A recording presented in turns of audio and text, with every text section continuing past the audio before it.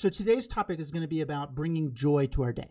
And we might all have things that make us joyful, right? And each of us have different things that we enjoy doing. And we're going to take a look at them and think about how we can go about analyzing the things that make us happy and see if we can detect any special hidden spots that happiness might be coming from those activities. And the goal will be to try to expand the amount of things that can bring us joy throughout the day, which is great, right? Like, that would be awesome if more things made us happy. I don't think anyone's going to argue that. So that's going to be our topic for today. So after we go over the basics of meditation, we'll get into our topic, and then we'll do another short meditation on that. If you do have any questions, you can feel free to ask.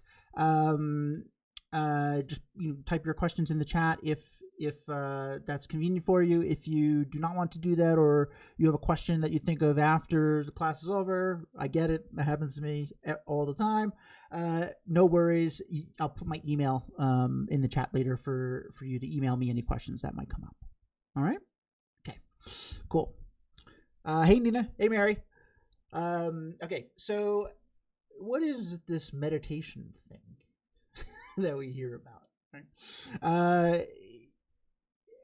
Lately I've been it's kind of funny to think about, but at least for me, but I've been thinking about, and I've been mentioning on my streams, like when we think of this word meditation, it's like immediately our mind is like, hey, I'm sitting cross-legged on the floor, which is interesting. This is a very traditional way to meditate. That's how I learned. But this is not the only way to meditate. And sometimes we think this is this is meditation. Sitting on the floor, eyes closed, breathing is meditation. It is a form of meditation, right? But it is not the only one. So I think a more kind of broad way we can describe meditation to understand its role in the role it plays in our mind and why we want to engage in it at all. Meditation is a technique that you can use to become really familiar with something, right? So familiarization. Oh, Rosa, do I plan on adding bright colors to the wall? It's very dark. Rosa, yes, you're seeing an improv. It's very progress here. Thanks. So meditation is a technique that you use to familiarize your mind with something, with anything. It doesn't have to be just relaxation, which is what we kind of start getting interested in meditation for usually. We can familiarize our mind with anything. Now, this concept of familiarizing our mind with something is not very kind of normal, right? We don't like go around like, I'm familiarizing my mind with walking, right? We just walk. But we are always familiarizing our mind with things throughout your entire life. It would be quite arduous task to think about all the things that you've become familiar with, right? Well, we can think of a couple, right? Like tying your shoe, right? Hey, you have the same jacket? Oh, nice. It's classic. So think about something like tying your shoe, right? You're pretty good at it, I bet, right? I don't know, maybe not, but over the years, I assume that you have gained quite a good amount of practice in tying your shoe to the point where you can do it without really thinking about it, right? You could say that tying your shoe comes without much effort, right? Or it comes naturally to you. You don't have to put much energy into it. Now, when you were a little kid, you didn't know how to tie your shoe. That was not true at all. Right? It was very complicated, very, very complicated. And, someone said, make a beautiful string that supports your foot and this and that. What's going on?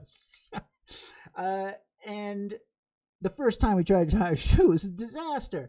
And then the second time, also not so great. But then a little bit of practice, right? Each and every day, start to get really familiar with the mechanics needed to tie our shoe, both mental and physical. And then what happens?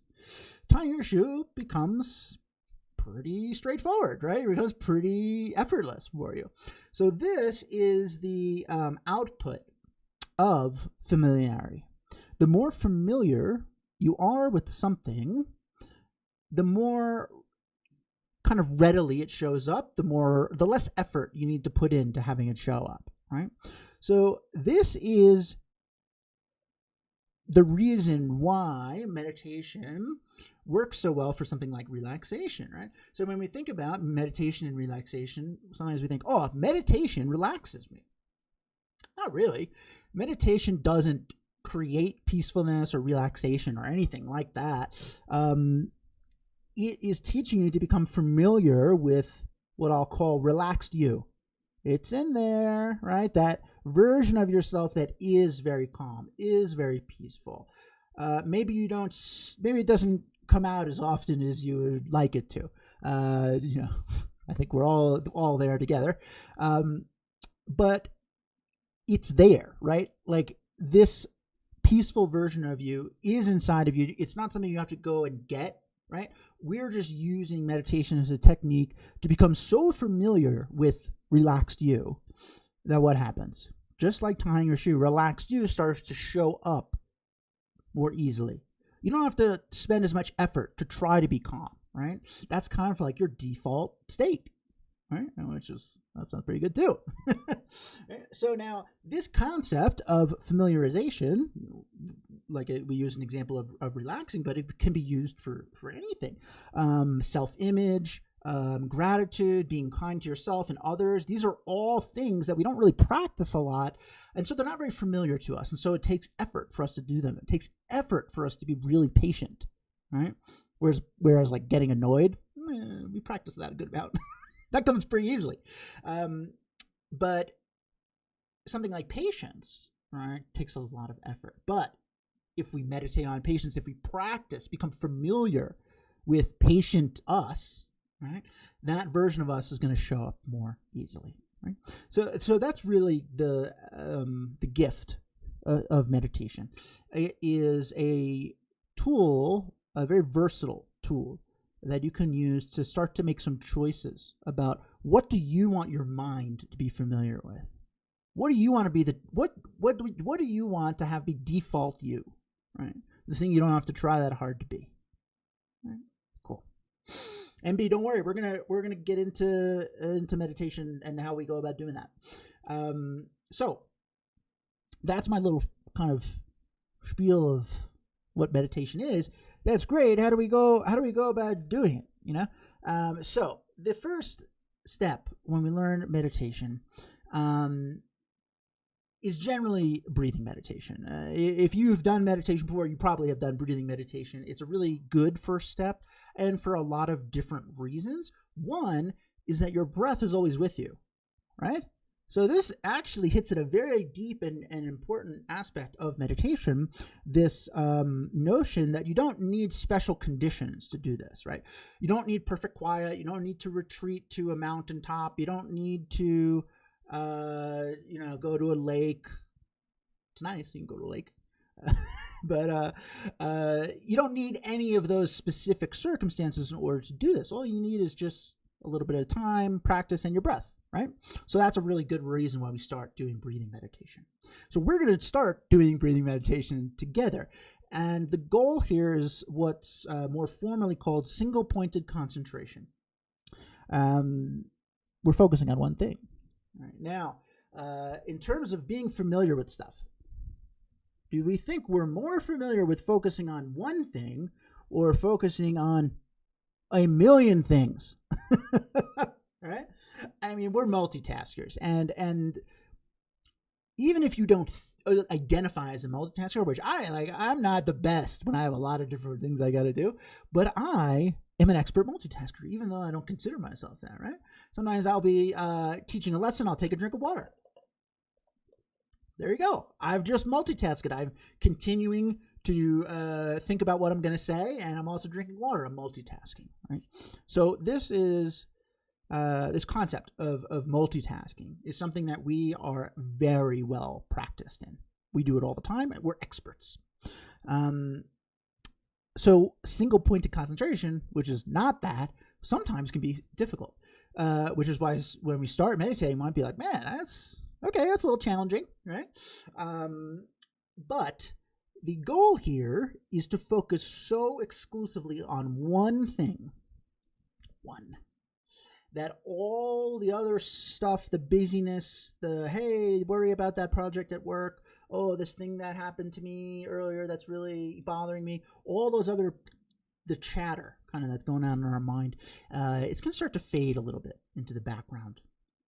Kind of similar to if you've ever been in the zone or flow state, you're working at a project at work, right? You forget to eat lunch, you lose track of time. Noises aren't in the office, not bothering you, right? Those things are still there, but it's as if they've faded, purely because you're super focused on one thing. So this is our goal, to start to train how to do this intentionally, right? And this is a great way of what you could call pacifying our mind, pacifying busyness in our mind. Because if our mind's like super agitated, super busy, it's hard for us to do any of the cool stuff that we talk about on this channel. So really the first step is to start to just clear your mind out a little bit of some of the busyness and some of the clutter, right? So we're going to do breathing meditation to learn how to do that. Instructionally, pretty straightforward. 3 steps. Step 1. We're going to choose to focus single pointedly on our breath. So this might seem like I'm joking, but I'm not. We're doing this with intention, right? Sometimes we can get into like flow state or, whatever you want to call it, unintentionally. Maybe we're, working out or something like that. But we're going to start to practice to do this intentionally so we can train our mind to kind of obey our commands a little bit. So we're going to choose. We're going to say, mind, we're going to focus on our breath, and that's it, all right? Single-pointedly focused on our breath. And then while we're doing that, and I'm going to guide us through this process, so don't worry, you're not going to be on your own. Whenever you notice that your mind's drifting a bit, right? Maybe you're thinking about what you got to make for dinner or something going on tomorrow, whatever. You're going to be like, not right now. That's what we say here, not right now. And then we're going to bring our attention back to breathing. That's it. So step 1, we choose to focus on our breath. Step 2, we notice when our attention drifts. Step 3, we bring it back. That's it. Sorry, MB. I don't know if that's on my end or on yours. Hopefully it gets a little better. I don't know if anyone else is having audio problems. Maybe it's me moving around. I'll try to be more centered on the mic. So that saying, not right now, is really important. Because we're not saying our thoughts are bad, unimportant, useless, right? Just not right now. Thanks, Rob.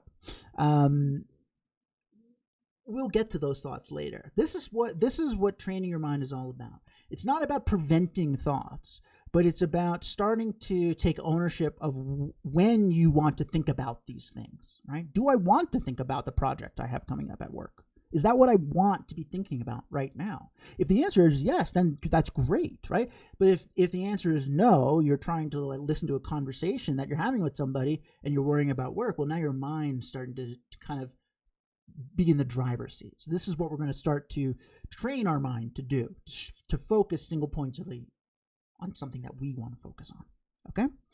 And a great byproduct is we start to chill. Relax a little bit. Okay, so sit comfortably. You do not need to sit on the floor cross-legged, as you probably have seen people, in videos or the emoji of meditation. It all looks the same, but that is not necessary. Right? You can sit however is comfortable for you. I'm in a chair. You can lay down. If you want to sit on the floor, go for it. It doesn't matter. It's a theme here, right? There's no specific perfect conditions that you need to employ in order to do this. So sit however you find most comfortable. You can go ahead and close your eyes, and I'm going to guide all of us through just about a 5-minute breathing meditation to just get everyone a little familiar with how we go about meditating. Cool. Okay. Whenever we start a meditation, take a moment, check in Ask yourself, how am I feeling right now? What is my mind up to? Is it busy? Is it still?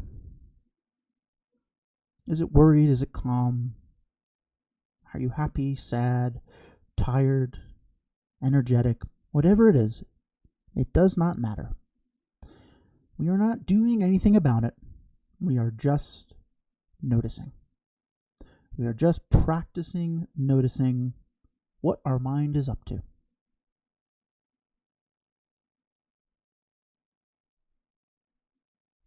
This is a technique called mindfulness.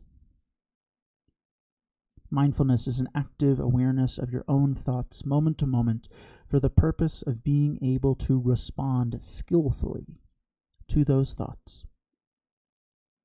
So take a moment, check in.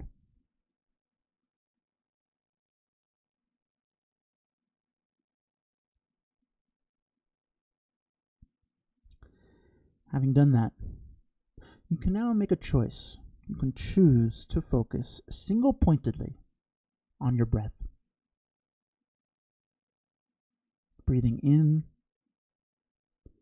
breathing out, very gently and very naturally. You do not need to take big, deep breaths. You do not need to forcefully exhale air. However you normally breathe, that's what you do. In and out.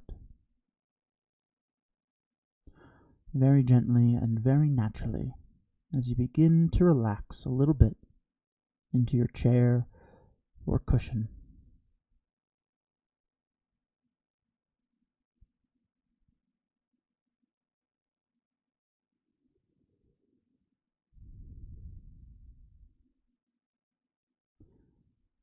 A moment-to-moment interest in breathing, single-pointedly focused on breathing in and breathing out. That's it.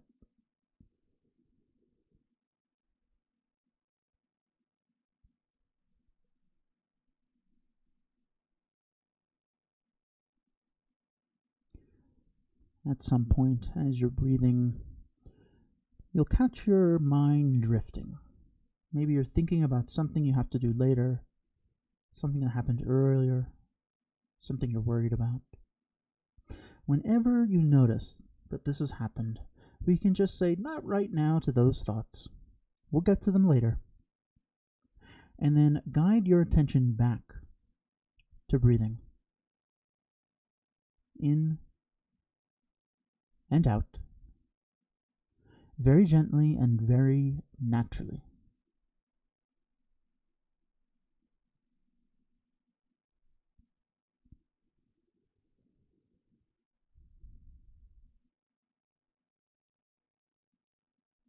Single-pointedly focused on each moment of each breath.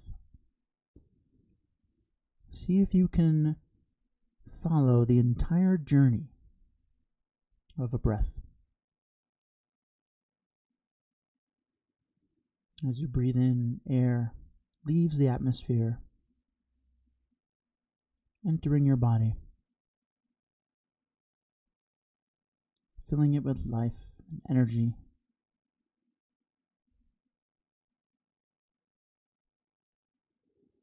And then as you exhale, that air is released back into the atmosphere, dissipating.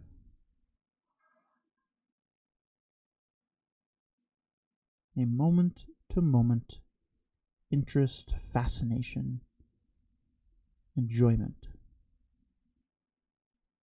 Breathing in and breathing out.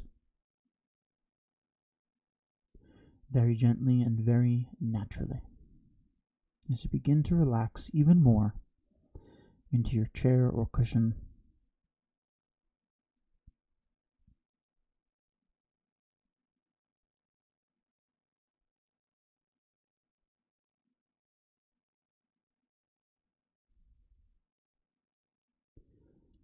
this process of choosing to focus single-pointedly on your breath, noticing when your attention drifts, and then being able to guide your attention back to your breath. That is meditation. You are meditating right now. You are a meditator. You are training your mind to be calm, to access its natural, peaceful state. You are training your mind to focus on what you want to focus on. And right now, the thing that you want to focus on is breathing in and breathing out very gently and very naturally.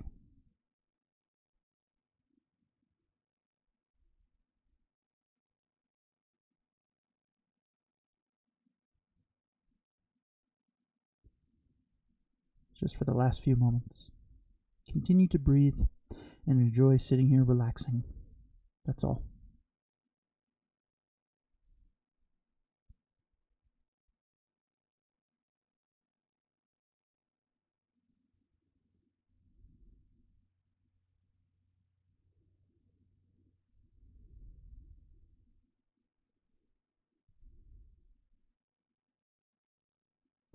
Okay, when you're ready, you can open your eyes.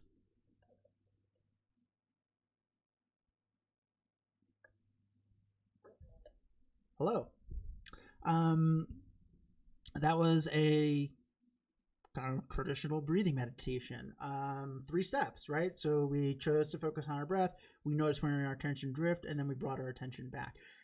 And we're doing that over and over again. And I know that there's a tendency to want to be like, I want to never be distracted. I should be able to do that, right? Sometimes we say that to ourselves. I should be able to never get distracted if that's what I want to do. But our mind thinks. Our mind is thinking all the time. And so our goal here is not to try to never get distracted, but to start to notice when we are and be able to pull the ship back on course, right? That's our goal. That's the skill we're trying to cultivate. We don't need to be perfect, right? Our mind is going to start to think about stuff, especially because it's used to doing that. It's been doing that for a long, long time. And so when we're like, hey, mind, you're going to think on one thing, your mind's like, no, I'm not. And so we have to, train our mind like it's a pet or something. So the goal here is not perfection, but it is just to make a little bit of progress with starting to notice when you're getting distracted and be like, oh, I was distracted. Think about that stuff later. Let me go back to focusing on my breath. Maybe you can only stay with your breath for 3 seconds. Cool. Doesn't matter. The goal is just noticing, bringing it back. That's the practice, right? Riley, got distracted, but pulled yourself back. That's great. That's exactly what we're looking for, right? So if you're brand new, maybe you're like, man, my mind is super busy. It's incredible how busy our mind is when we actually start to kind of sit here and try to be quiet, right? And then we start to notice all these thoughts. But those things are going on all day long, which is kind of exhausting to think about. So meditation starts to illuminate how busy our mind is, right? Sometimes that can be motivating. We're like, I don't want my mind to work that hard all the time, right? Alex, I've meditated 100 plus hours now. Whoa. When does soft flute music start to play when I walk in a room? I'll let you know when I hear it.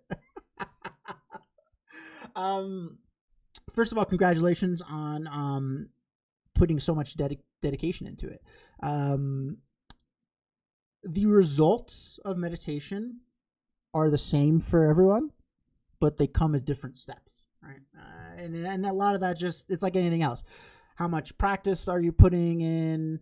Some of us don't really like sitting quietly, so maybe that's not something that takes a little while to get used to, right? So there's no like person that's a good meditator and a bad meditator at all. That's the beauty of it. Like we can all do this. We can all train our mind. We can all benefit from this. But it's a slow burn for everyone, and it's going to go at different paces even within that. The most important thing I'll say, if you're like kind of wondering, how long do I have to do this? is start to find some ways to incorporate meditation that's fun. We're going to talk about joy and fun today, but the class we did last week was really good for this, right? We talked about different styles of meditation that are not sitting down and breathing, right? Stuff you're maybe already doing, like brushing your teeth twice a day. And how we can turn that into meditation. Because once we start having a little fun with meditation, then we can, it's almost like that's when things start to really pick up for us. It's amazing how joy plays a role into this. And that's kind of our topic for today. So great segue, right? Oh, Alex, somebody have the music? I don't do any music here. I'm sorry. Mary, tried to keep the outside noise traffic out. The window's open. 60's here. Wow. It's snowing over by me. Don't worry about the noise, right? So here's another thing too. Sometimes we're like, I got to have perfect quiet. I can't meditate if there's noise, right? And, maybe, you find a spot where there's no noise, and that's great. You do this great meditation. You feel all relaxed. But guess what? Your life is not quiet, right? Life is not noiseless. I don't know if that's a word. And so if we can only meditate when there's no noise, well, then when there is noise, which is a large part of our day, we're going to feel like we can't use this skill. So sometimes it's actually good to just, you know what? It's noisy. Cool. I'm going to try this anyway. However it goes, it goes. Just go for it. Right? Okay. Cool. So that's breathing meditation. And if you have any questions about that, feel free to ask. But I'm going to go into our topic for today, which is all about joy. Joy, happiness, interchangeable. Well, I'll use them interchangeably, I'm sure. So this idea of happiness is awesome, right? I mean, look, this is our quest, right? No matter why you're here, ultimately it's to be happier, right? I got into meditation for really bad anxiety, and so I kind of was introduced to meditation for that. And the goal was like, well, I want to have less anxiety, so I'll be happier, right? So regardless of your reason for being here to learn meditation, or really your reason for doing anything, right? Happiness plays a really important role in that. It's kind of our driving force. I want to travel, right? Makes me happy. I want to spend time with my family. It makes me happy. I eat chocolate chip cookies. It makes me happy, right? So this is a really, I'm joking around a little, but this is a really important thing to think about because where we start to derive joy from is a huge part of meditation and a huge part of understanding how and where we get happiness from. Right? Now, before we go any further, I said before that this is a good segue, right, from what we were just talking about. Finding ways to be joyful while meditating into this. And that's because joy has a special power. It produces natural effort, right? So if you enjoy something, what happens? You do it. You try. You try real hard. You find time to do it. I love chocolate chip cookies. I don't like baking, but I will bake chocolate chip cookies because I like them. So when we start to find joy in things, the effort involved in doing them seems to just flow. Now, wouldn't that be great? If we find joy in meditating, well, now the effort it takes, instead of like, oh, I got to sit down for 5 minutes, I got to close my eyes, I got to breathe, I don't have time for this, I had a busy day. The effort there is just like, oh yeah, I'm going to meditate now. It's fun, right?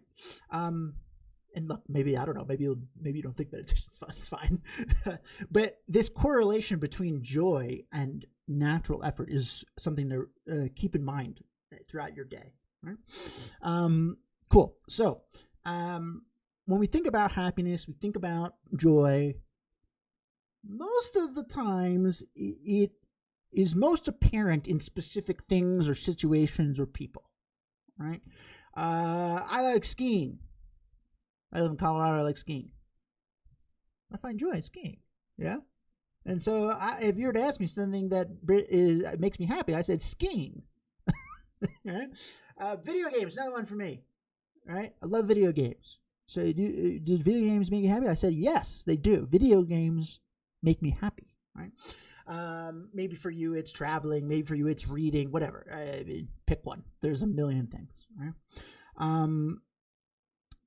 But is it entirely the activity that's bringing us joy? This is the key, right? And this is what I'll call Joyfulness 2.0, right? So I'm going to use the example of traveling, okay? Something that most people enjoy. So let's say you love traveling. And I was like, hey, what is something that really makes you happy? You're like, traveling. And so then you say, okay, when I travel, I'm happy, right? That's the correlation, right? Traveling equals happiness, right? So that's Joyfulness 1.0, right? When I travel, I'm happy. It's quite simple. Travel is out there, right? And so then we're like, I just got to obtain it. I got to do things so I can travel, so I can be happy, right? Now, have you ever been annoyed while traveling? I mean, yes, right? Like almost every time. Yeah. Airport, delayed, right? Cancel. The hotel is not exactly the same, right? The weather, oh man, maybe we go on like a beach vacation, right? It's raining. We're like, come on, you gotta be kidding me, right? So if traveling itself was inherently bringing us happiness, like period, traveling period equals happiness, well, then we wouldn't ever get annoyed, would we, with traveling? But there's other things at play here. Something else must be contributing to our travel experience, right? And so what we're getting into is our mind. Our mind, the emotions that we feel, our mind state, our mood, these things contribute heavily to our happiness, right? So instead of thinking like, oh, this activity makes my mind happy, we're going to start to shift to think, my happy mind makes this activity enjoyable. And we can, if we are honest with ourselves, we can think about situations that make this very clear. Like for me, I play video games. Sometimes I'm just, I'm like just the happiest, And other times I'm playing the same game with the same friends and I'm miserable, So if video game equaled happiness, I would always be happy playing it. But there's other things at play, right? Maybe I'm stressed. My mind is starting to think about work, or I had a bad day and that's really weighing on me, right? So mind state is a huge part of whether or not an activity is enjoyable to us. You might be like, okay, Keith, yeah, I get it. But this has really interesting implications, right? Because when we don't like an activity, right? Sometimes we think I don't like doing that. I don't like doing laundry, right? But normally, can you tell this is me talking from my own experience? When I do laundry, I'm like, oh, I just gotta do laundry. It's getting in the way of all these other things, that I gotta do, right? Like, so what's happening in my mind? My mind is totally shifting into like this negative space, right? And so of course I'm not gonna enjoy doing laundry, Yeah. But so the mind state is paired with the activity, right? And so right now we might think the activity brings us happiness, and then our mind is like is happy because of the activity. So we want to start to maybe shift it a little bit more like this. That way, if we're doing an activity that is maybe not something we want to be doing, not working, we can start to adjust how much this bothers us by starting to recognize how important our mind is in this process. Right? A good example, I think, of this is something I've used a couple times. This happened for my niece. Oh, and she's a lot older now. I'll have to tell her the story one day. But I remember we were at a family dinner, and she was quite young. I don't know, maybe like 2 or 3. And she was playing with a napkin. She's like putting it on her head like a hat. She's throwing it into the air. And I remember looking at her. Her name's Aubrey, and I remember thinking, oh, it's so cute. It's so cute how she finds that napkin so interesting, right? Isn't that adorable? And what am I doing? I'm implying that this napkin is actually dull, but she's completely mistaken, right? So this activity of, throwing a napkin in the air, if you had me do that, I'd be like, what the heck is going on here? I'm not doing this. I'm an adult. This isn't fun at all. But Aubrey, that same napkin is the most fun thing in the world, right? So if napkin equals dull, well, then Aubrey couldn't have fun with it. So there's something else going on here, right? Your mind is a key contributor, the key contributor in the experience you get out of something, right? This is what is known as wisdom in the meditation speak. Wisdom is knowing the way things are versus the way they appear to be. So the napkin appears to be dull to me, but the napkin isn't dull. My mind is dull, thinks of the napkin as dull, and so it is dull, right? So this kind of like dullness or lack of joy comes from a lack of joy or interest from our own mind. This is a huge topic, and it's not something to be like, oh, I get it now, and then like everything's great. But the goal is to start to think about some of the things that bring you joy, and is there anything else going on there, right? Am I always happy reading? Always? Right? Or are there times that I'm not? What's going on there? Start to convince yourself that your mind plays a role in these things, and that will help you be motivated to train your mind so that way you can start to pull more joy out of situations, even ones that you don't normally gravitate to, right? Mary, since my hand surgery 7 weeks ago, now recovering, I'm glad you're on the mend. Having more joy and wanting it more now would be nice. Well, as somebody who has had many hand injuries, you have a newfound joy of being able to hold things, I'm sure. It is not very fun. But I think we've talked about this, right? Like, being in a situation like that allows you to realize how much you appreciate your appendages, right? And so without that experience, maybe that would go by the wayside. So this is kind of our Joyfulness 2.0 method. All right. So key takeaway before, like your Joyfulness 1.0, is this activity makes my mind happy. 2.0, my happy mind makes this activity enjoyable. All right. So that's the thing I want you to kind of chew on a little bit over the next week.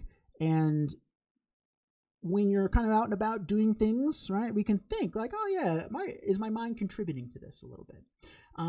So implementing this is, just that, right? Trying to convince our mind that it is the main factor in our joy, right? Starting to realize that our mind actually is the factor that allows us to enjoy these activities, right? And this comes from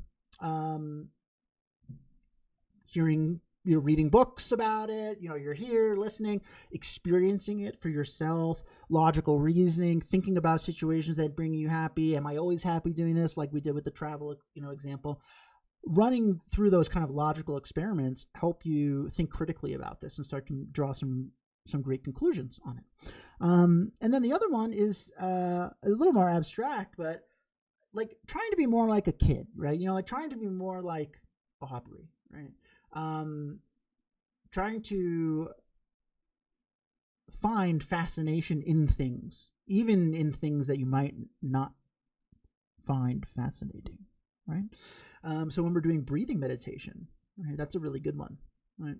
We breathe all the time. It's not something we find particularly fascinating, but the more plugged in we get, if we really start to like hone in on breathing single pointedly, we start to notice some things about our breath that are really interesting. And we're going to do another short meditation right now that is exactly on that. All right, cool. Enoch, I'm going to do a class on sleep problems. I'm going to do it next week. So you should come to that one, because meditation is really good for sleep issues. And I've had a couple of requests actually for that. So I am going to do that. Hopefully you'll find that to be helpful. Right? Your grandniece is also Aubrey. There you go. Look at that. Amazing. Okay, so we're going to do another meditation, and this one's going to be very similar to the first one. We're going to do some breathing meditation, but what we're going to do is look out for joy, right? We're going to start to pay attention to some interest about breathing. And you don't have to worry too much about this. I'm going to guide us through it, but I'm just going to let you know what's going to happen. We're going to pay attention for some things that might be interesting or fascinating about our breath as we're breathing, right? And this could be a great example of an activity, breathing, that we do all the time and we find quite not interesting if we just do it. And here we're starting to glean some new subtle fascination, subtle joys from. Cool? Okay. All right. Go ahead and get comfy. Once again, find your favorite chair or spot and go ahead and close your eyes.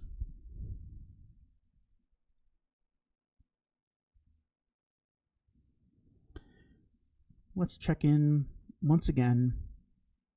How are you feeling now? What is your mind up to?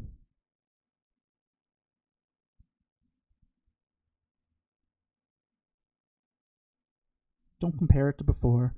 Before is done. We are just taking inventory of how we're feeling. Whatever it is, doesn't matter. Just noticing.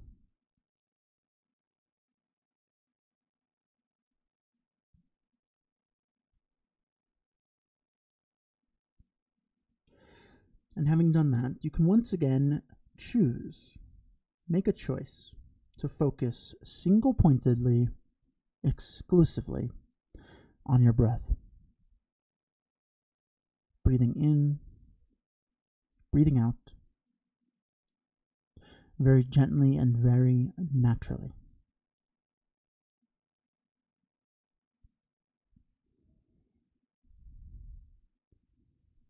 Very smooth breathing. Whatever cadence comes naturally to you. In and out. As you begin to relax once again into your chair or cushion, feel yourself sink in.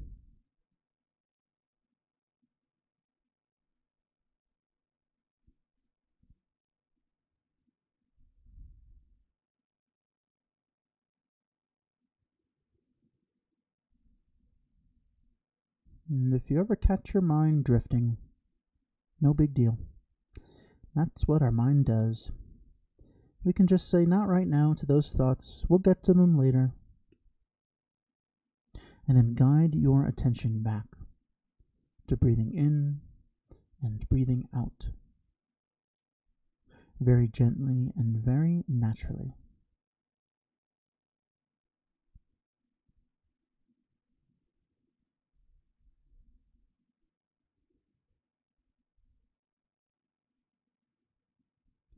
See if you can stay with your breath for every single moment. This moment, into this moment, into this moment. Following the journey of the air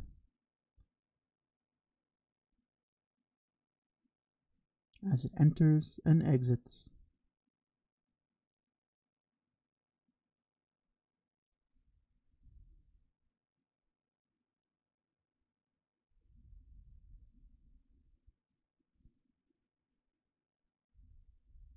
And if your mind starts to drift, no big deal.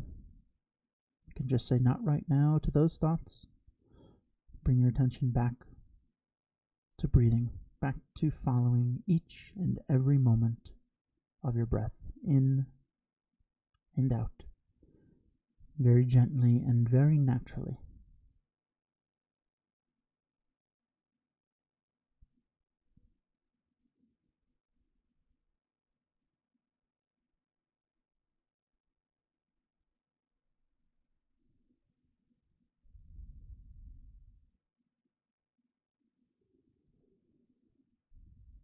As you start to really focus on your breath single pointedly,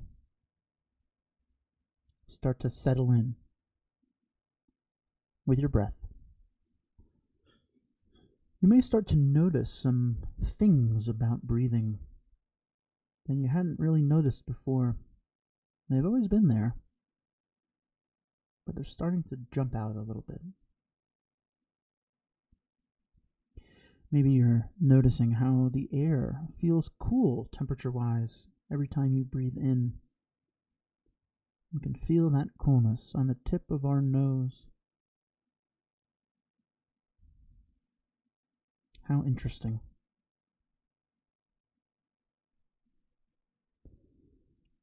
And when you breathe out, well, that air, it feels a bit warmer, doesn't it? How interesting.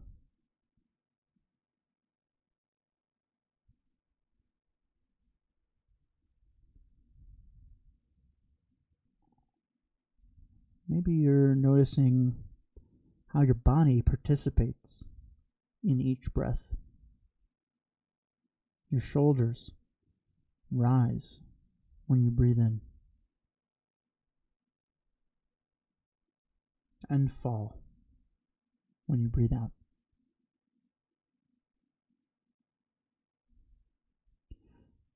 Your chest expanding,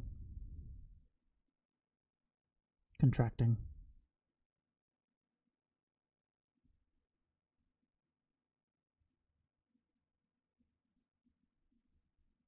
Your entire body, an active participant in each and every breath.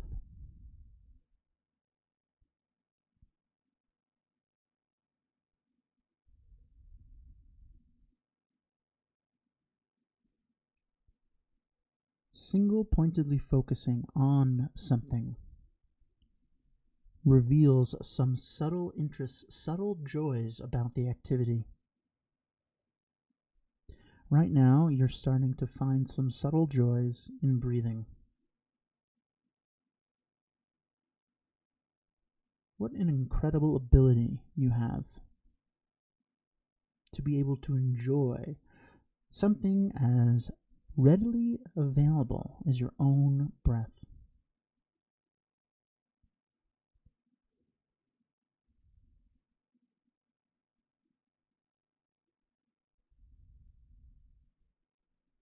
Your mind is the main factor in whether or not you find an activity joyful, interesting, stimulating. A happy mind engages in joyful activities. And right now, your happy mind is engaging joyfully with breathing in and breathing out, very gently and very naturally.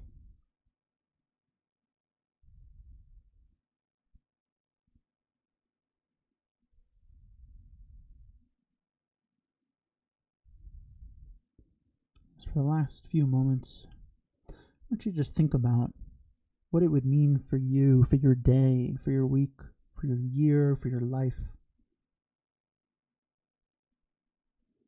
if you could learn to bring a happy mind to different activities.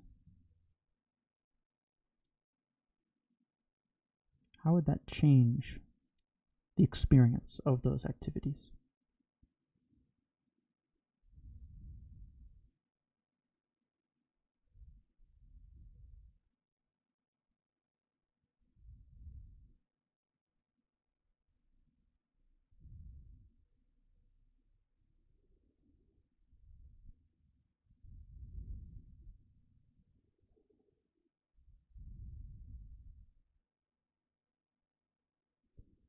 Okay, when you're ready, you can open your eyes. Welcome back. So that was similar, right? I mean, pretty much the same cadence as breathing meditation. It was breathing meditation. But we're taking some of the things that we were talking about with recognizing how our mind plays a role in the joy, subtle joys from an activity, to see if we can find any subtle joys in an activity that we normally don't really think of as joyful, breathing. This is a really good exercise, a good way of kind of like amplifying your breathing meditation. You're practicing breathing meditation, which is great. You're also practicing training your mind to find joy in things, to recognize how important your mindset is in the quality of the experience of your activities, right? So that's it for today. Hopefully you found this to be relaxing, enjoyable, fun, thought-provoking, one or all of those things. If you did, great. I'm happy. Come on back. Next week, let's make sure I'm here. Yep. Okay, I'm here next week. I'm not here the week after. Okay, so next week, we're going to do another meditation, same Wednesday time. I think we're going to do it on sleep because I've had a couple people request that. So we'll look at some meditations that might help you sleep or kind of promote restfulness. Great. So come on back for that. Thank you for anyone who subscribed to my YouTube channel during the stream or prior to it. And a preemptive thank you for anyone who decides to subscribe after. It is very helpful to me and helpful to you too. All my old videos are up there. You can check them out. You want to go see something on anxiety, you want to go see something on self-image, you could check those out. And lastly, if you are like, hey, this is pretty cool, I am into this, and you'd like to see where meditation could take you, what it can do for you, I do offer one-on-one classes. They are MB. Thanks for coming. I'm glad you had a good time. So I offer one-on-one classes. Really great way of focusing on things that are very pertinent to you. So if you are here for anxiety, like that, like I said, that's why I got into it. We can focus on that, right? So if any of that is interesting to you, you want to do a one-on-one, or maybe you just got a question as you're starting to meditate on your own, you can email me at any time. My email, which I'll put in the chat right now, is keith@meditationbreaks.com.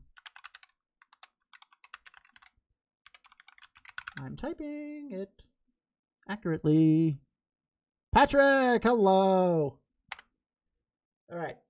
Email me with any questions you have, or if you'd like to set up a one-on-one, I do them virtually. It's very laid back, very casual, and good learning experience. So just email me. We'll find a time that works. All right. Riley, thank you. Nina, thank you. I'm glad that you were enjoying that. That's the beauty of you doing this on your own, right? If you're like, hey, I'm feeling good, just keep going. Right? Sandra, thank you. I'm glad you're feeling nice and relaxed. Mary, thank you so much for being here all the time. Thank you, everyone who comes here regularly, and for everyone who is new. I really appreciate you taking time out of your busy day to be here. I love teaching, and it means a lot for you to be here with me, to allow me to do that. All right. Have a great week, and I'll see you all next time. Take care.